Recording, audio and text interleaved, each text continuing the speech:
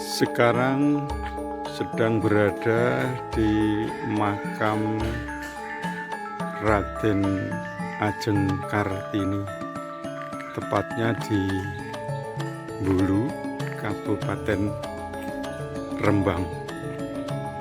Jadi dalam prasasti yang tertulis adalah dengan rahmat Tuhan Yang Maha Esa, Kementerian Sosial Republik Indonesia menetapkan makam pahlawan nasional Raden Ajeng Kartini sebagai destinasi ziarah wisata nasional.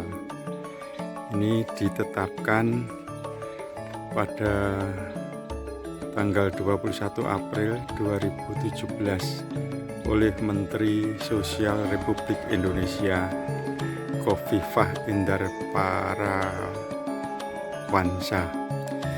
Kita melihat komplek makam beliau pada saat jam-jam sekian, jam 10-an ini masih dalam keadaan sepi, sehingga kita bisa leluasa untuk menikmati keadaan makam Raden Ajeng Kartini yang dari jalan raya, jalan nasional antara Rembang ke Blora itu ditumbuhi pohon jati, hutan jati.